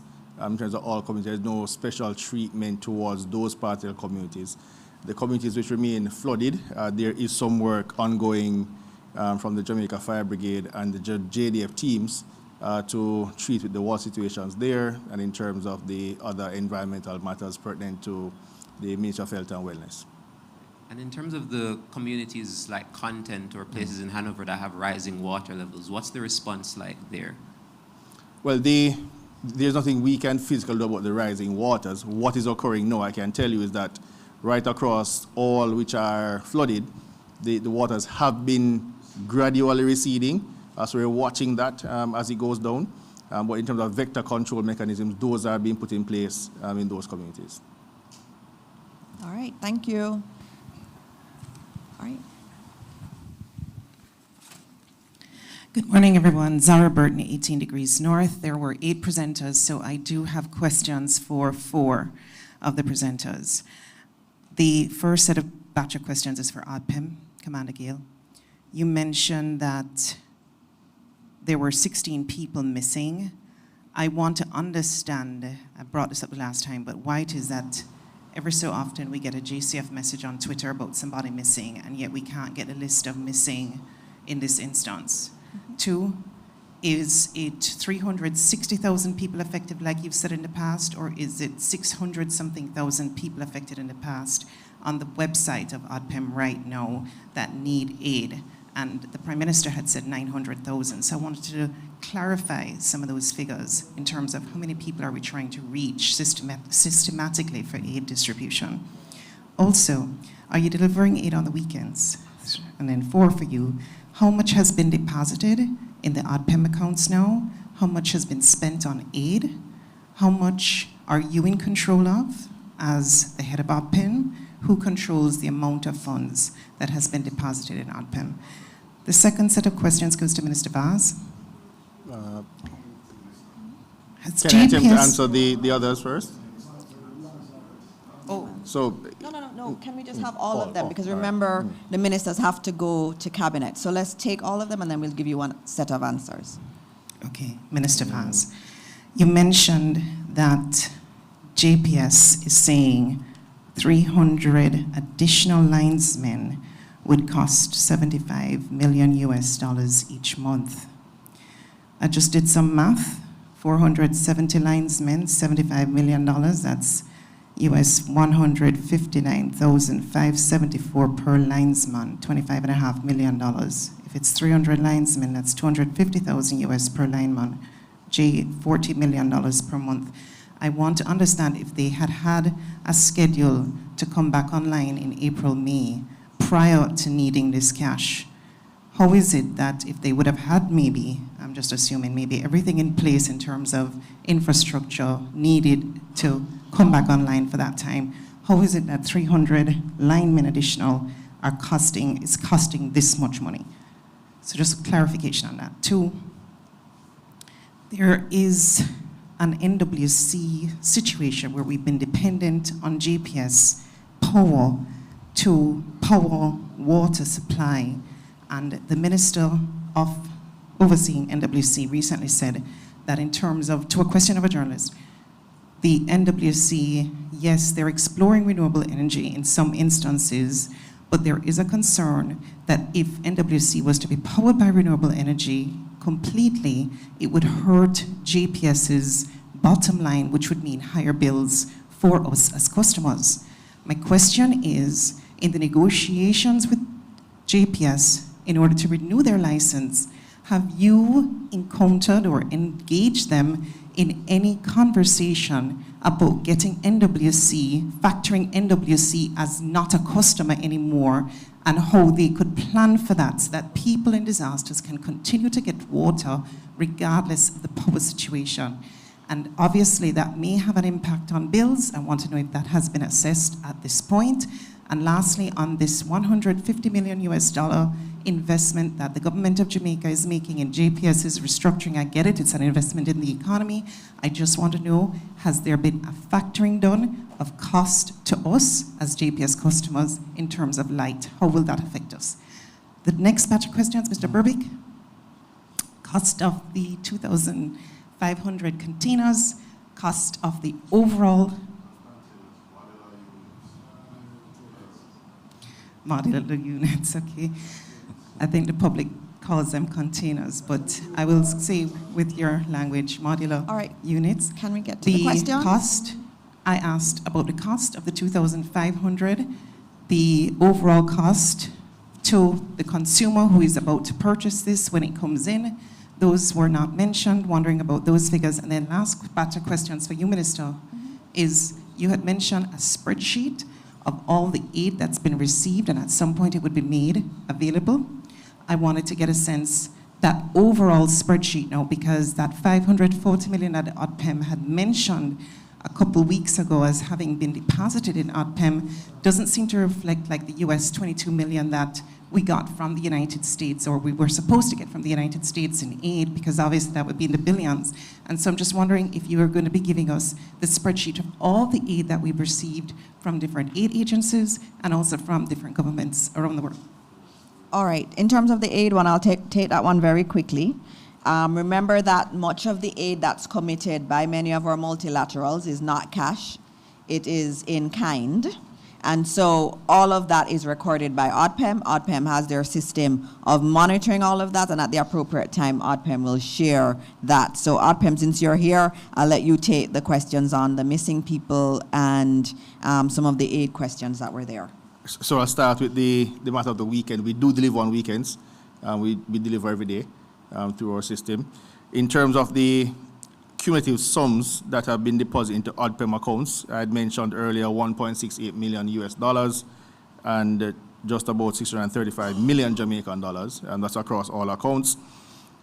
The procurement plan for these accounts is now being developed. We're doing that against the needs list. We're also looking at what persons are contributing otherwise in terms of what's on the ground, in terms of physical assets, and to move those.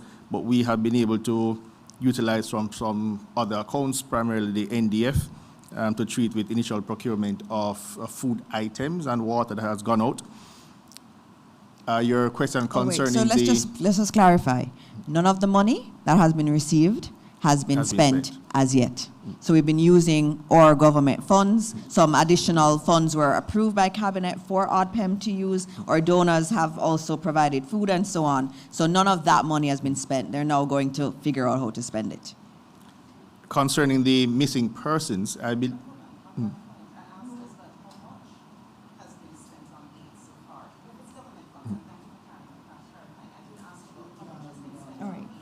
I don't have the figure with me. I can give you at a later time.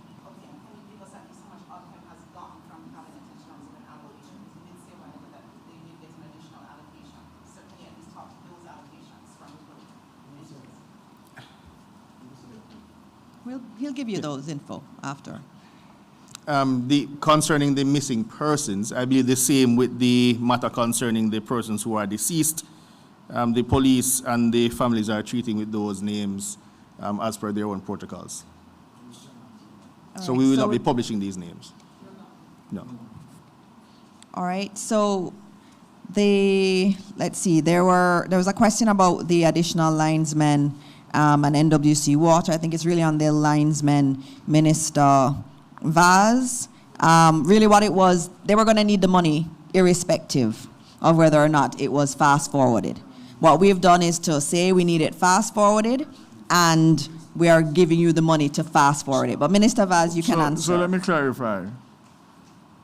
When you say 300 linesmen, the linesmen come with equipment and they come with materials.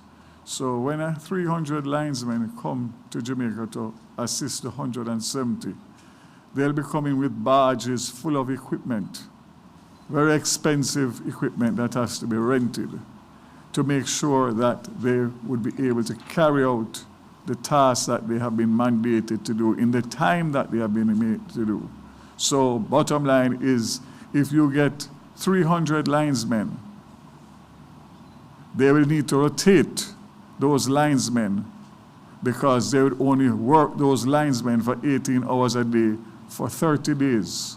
So you'd have to bring in a new set of linesmen for the second 30 days, or you'd be using burnt out linesmen who are working at the minimum efficiency because obviously of the stress of the job that they are doing. So it is not 300 linesmen divided into 150 million US dollars. There's a lot more. What I can say, as I said yesterday in Parliament, once the arrangements have been finalized, it will be scrutinized to make sure that we are getting value for money, and we will also monitor the schedule that has been agreed on in terms of the restoration period and the areas. All of that will be made public, including the final loan arrangement documents and the terms and conditions of that. What we don't have is time. People want light. All right, we have, We are giving a loan, and that loan is fully secured with any situation that may arise, whether or not they get a new license or they don't get a new license. If they get a new license, which is 2 years is the expiry, they will be able to refinance themselves and pay us back the $150 million. If they don't, we are obligated to buy the assets of JPS, which means that our $150 million will come off of the table first. The shares will be our backup. In case of any eventuality, we would have preferred shares in JPS. So essentially, we would have control, not only of our licensing destiny, which is the most important to me, but also the fact that at the end of the day, the $150 is a loan to the JPS. Instead of them having to borrow from somewhere else or somebody else, which would take a much longer time, probably at a much higher interest rate, we are bridging that gap so that we can restore 2 to 3 months earlier. I just don't understand what's so difficult to understand and comprehend about a straightforward, smart, simple, compassionate, and responsible government action. All right. All right, in relation to the bills. The question was asked yesterday in relation to the impact of the hurricane. The 3 alternative energy sources that we use, Clarendon, Old Harbour, and Montego Bay. One was out of commission for 2 days, and one was out, and two are out for 3 days. So the impact of the change of fuel source would be minimal in relation to that fallout. And in relation to the loan, the JPS has to borrow money any which way. So this new money that they are borrowing from the government would probably be beneficiary to the customers based on the interest rates that will be negotiated, based on the fact that we are very mindful of the fact that any higher interest rates than normal interest rates would have an impact, obviously, with a pass-through to the customers. So the government and the Ministry of Finance, I'm sure, will take that into consideration and work out the best interest rate possible to minimize any impact on the customers and people of Jamaica. All right. Unfortunately for me, I'm not the line minister as yet for NWC, but I think in due course, Minister Samuel will be here, and I know that the Prime Minister made mention in one of his speeches about using alternative sources to make sure that in hurricanes, we were not dependent on JPS. And as a result of Beryl, I know that there's some main water supplies that have already gotten generators, and I know that there's a lot more that are in procurement to make sure that water can be in the pipes in the case of any disaster or catastrophe. All right, I'm getting an SOS from Cabinet because we are an hour and 19 minutes late.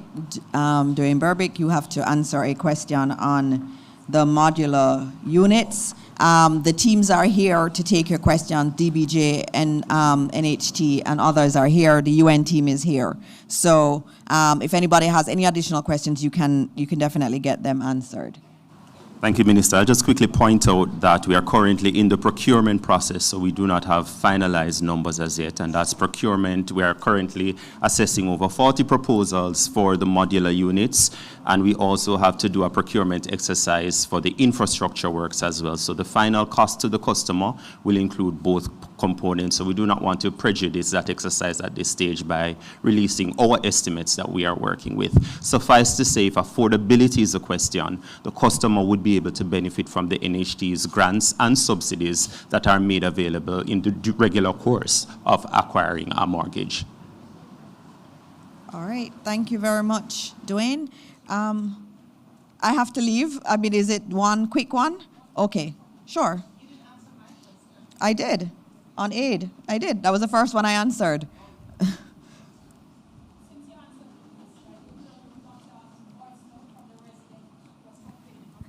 Who was complaining of the shelter. Okay. Sorry, let me just repeat that. Since you answered me, I got communication Sure. from the residents in the shelter. It is a content primary school, which I think you mentioned is the one that isn't open yet.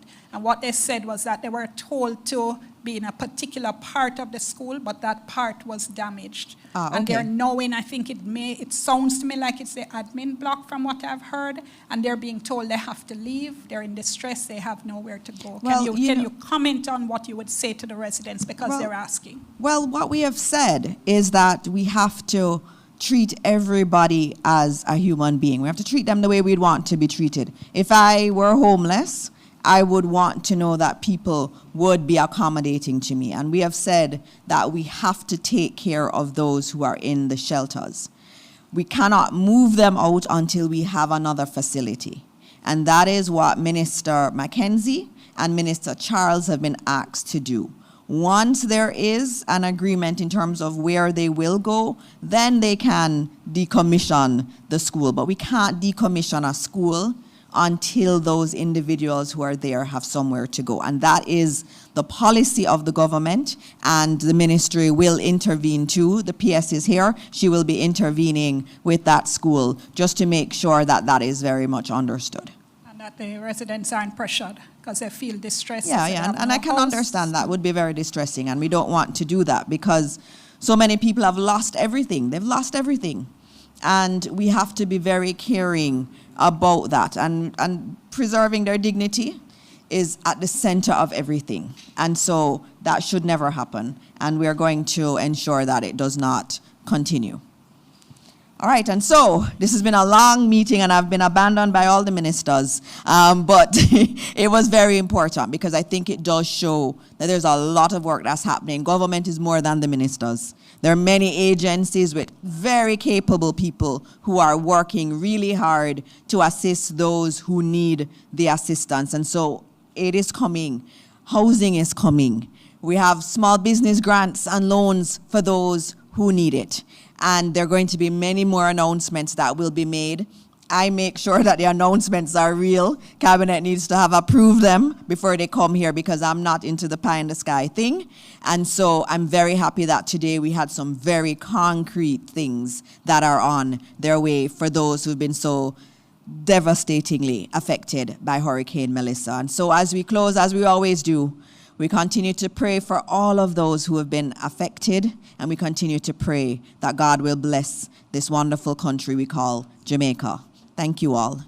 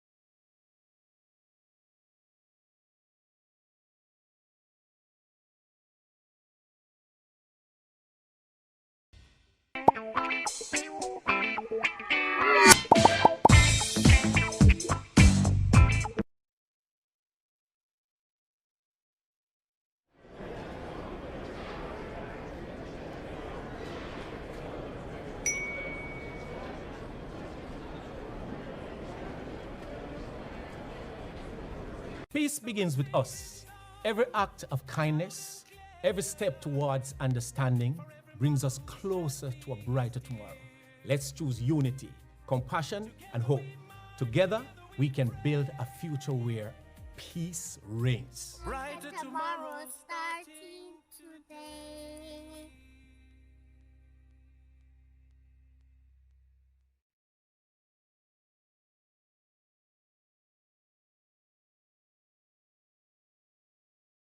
It was rough. Every time the rain fall, the whole place wet up. I have to put the kids' book in a bag until the place dry out. Ah boy, I couldn't afford a new roof. Then one day, Rose tell me about a grant I can get through the government. So I sent a letter to the ministry telling them what go on. The officers came, them do them inspection, where I was able to go to the hardware store, get the supply so my roof could have been fixed. I don't think I ever see my kids them smile so much yet. That means everything to me. I tell everybody about the grant. The Ministry of Economic, Growth and Job Creation make my life better. They make a big difference to me and my family.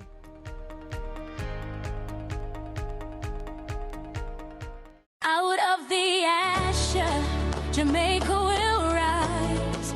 With God as our Father, great storms will survive. Our prayers unite us to soar to new heights. With our hearts together, we'll win any fight. We will rise, we will rise. With the strength of a lion, we will rise. We will rise, Jamaica will rise. With the wings of an eagle, we will rise. Our faith has grown stronger in truth and in grace. When